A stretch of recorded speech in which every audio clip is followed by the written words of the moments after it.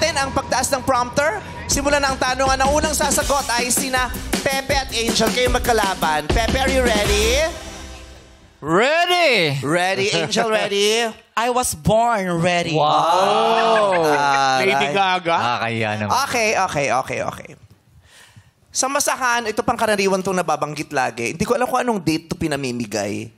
Pero lalong-lalo na nung kaputukan ng pandemic, 'di ba? Ito yung panahon ng bigayan ng ayuda, Yes. 'di ba? Tapos pumaimbulong sa ating kaalaman yung sinasabing 4Ps.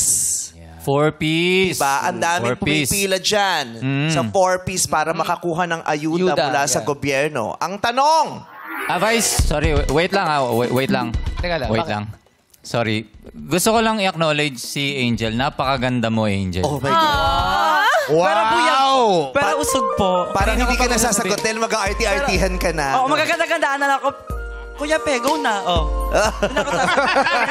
Kanina ako pag gusto sabihin parang hindi ako mapapakali kung hindi ko nasabi. Tawa mo. Oh my God. Tama yan. Sabihin mo na kung anong nararamdaman mo. Yes. baka kasi Maraming wala na ibang salamat. Thank you. chance.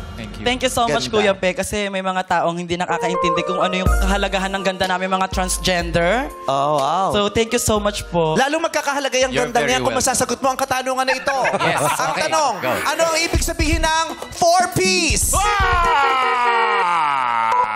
Yes, Pepe. Coach me. 4 piece. Patience. Pagkain. Ay. Ano pa? Patience, pagkain. Hindi nasagot ni Pepe. Ang tanong kung anong ibig sabihin ng 4 na letrang P, yung 4Ps. So, bibigyan natin ng pagkakataon si Angel na napakaganda. Angel, anong ibig sabihin ng 4Ps? Ano yung 4 na P? Wala siyang kwenta magbulong. Ano? Wala na rin silang chance. Hindi, kasi Ubus na ang oras. para equal lang muna, Meme. Pagbibigyan ko si Kuya Pe kasi Pagbibigyan. sinabihan niya ako maganda kanina. Okay. Ay, Pero salamat. gayon pa man, wala nakakuha ng punto pero bibigay namin ng tamang sagot. Yung 4Ps, ito po yung pagbibigay ng conditional cash transfer sa mahihirap na sambahayan sa maximum na panahon na 7 taon. 7 taon silang makakatanggap ng 4Ps? Yes. Wow. Meron. Oo, syempre dapat silang bigyan hanggat di sila binibigyan ng trabaho. Upang mapabuti ang kalusugan, nutrisyon at edukasyon na aspeto ng kanilang buhay. Okay, ano bang ibig sabihin ng 4Ps? Ito ay... Pamasahe. Ang ibig sabihin ng 4Ps ay... 4-piece chicken. Pampalubag loob sa pobreng Pilipino. Hindi nga. Di. Ginagamit yan ng mga ilang politiko para masabi tinutulungan nila. Pampalubag loob sa mga pobreng Totoo yun? Pilipino. Totoo? Hindi.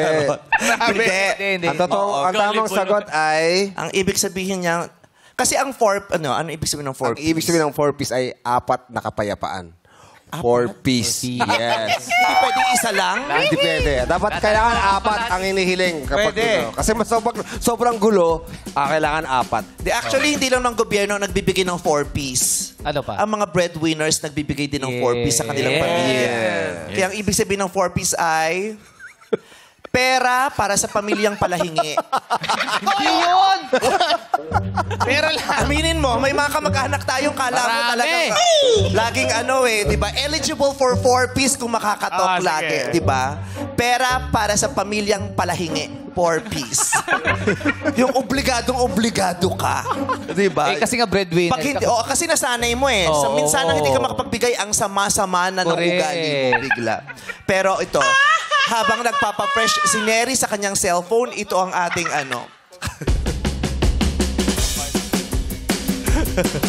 ang 4Ps, dapat alam mo to. Ang 4Ps ay pambayad sa phone ni Pepe. Kasama ka pala doon sa 4 May yan na dapat Hindi. pala yung Pepe. Ang 4Ps, ito talaga totoo na to. Pantawid Pamilyang Pilipino Program. Yun, ang 4 Pantawid pamilyang Alam mo pala, magaling Diba? tayo. Narinig na natin yan lagi, yung 4Ps, di ba? Yes. Pero hindi talaga natin inaalam ano ba Ano yung yung ibig sabihin ng kahulugan? 4Ps. So sa karagdagang kaalaman nating lahat, dahil ito ay pangmasa, ang 4Ps ay Pantawid Pamilyang Pilipino Program. Yun. Ganon!